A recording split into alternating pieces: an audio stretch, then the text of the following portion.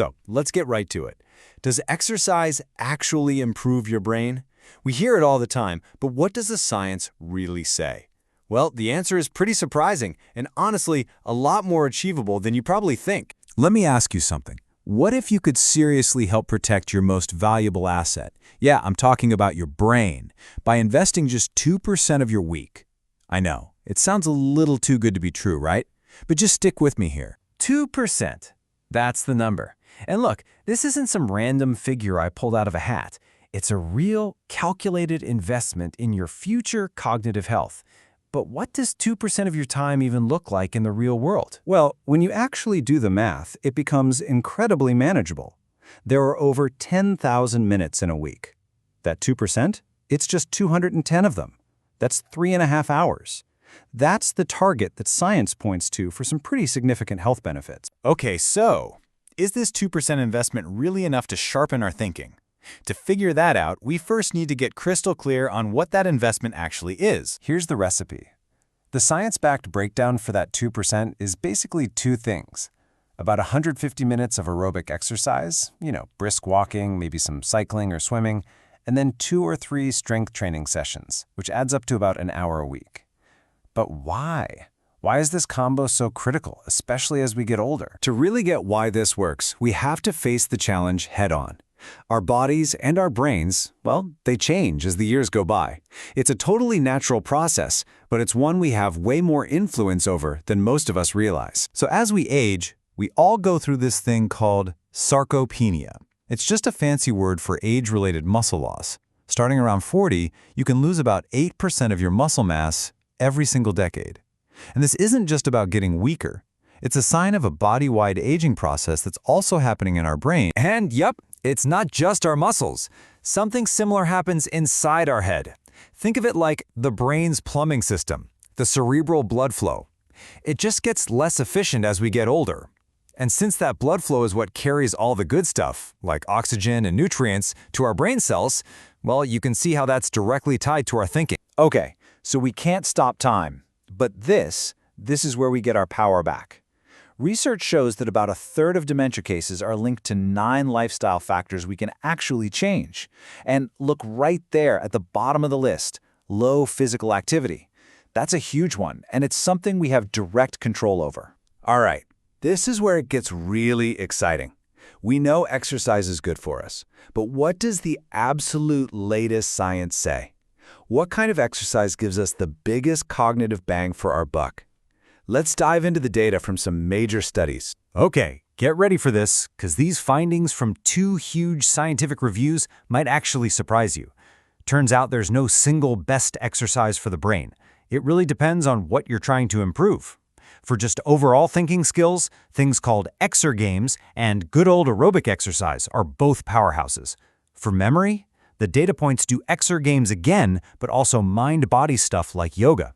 And for executive function, planning and decision-making, strength training is the undisputed champ. So who gets the biggest brain boost from all this? Well, while older adults see fantastic gains, the research is super clear. It's actually children and adolescents who show the biggest jumps in memory. It just goes to show you, building a healthy brain with movement is a lifelong project, and it's never too early to start. Now check this out.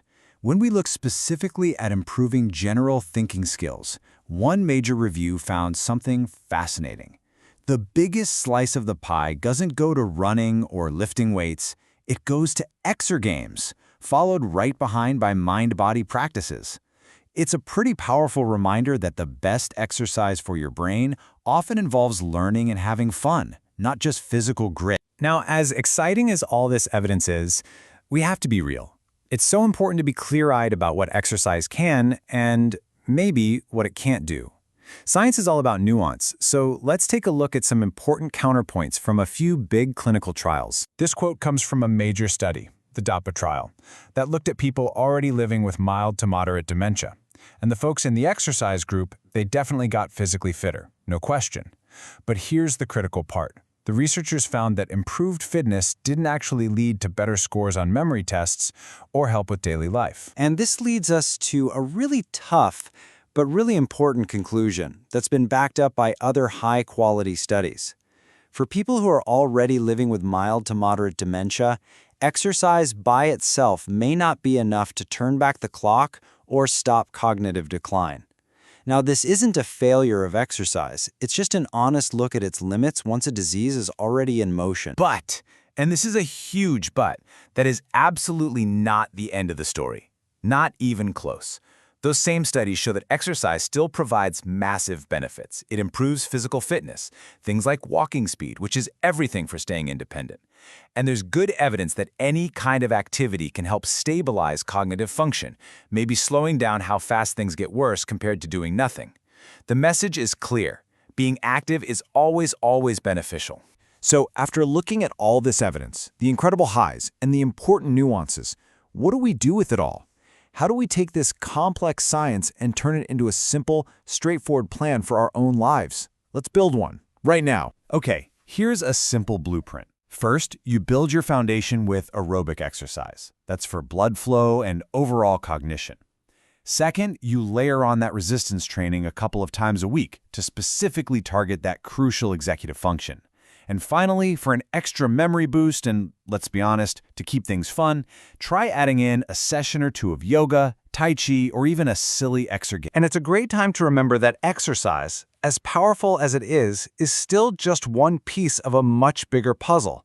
This is the Estrela model. It's Portuguese for star, and it shows all the pillars of a brain-healthy life, from what you eat and how you sleep, to your social life. Think of it like this. Exercise is the engine, but it runs a whole lot better when it's part of this complete system. If you take only one thing away today, please let it be this simple, powerful phrase from the World Health Organization. Cada paso conta. Every step counts. It doesn't matter if it's a 10-minute walk or an hour at the gym. It all adds up. Don't let perfect be the enemy of the good. Just move. And so we end right back where we started. We've seen the science, we've looked at the data, and we've talked about the real-world plan. The evidence is pretty overwhelming that investing just a tiny fraction of your time can pay off in massive ways for your brain.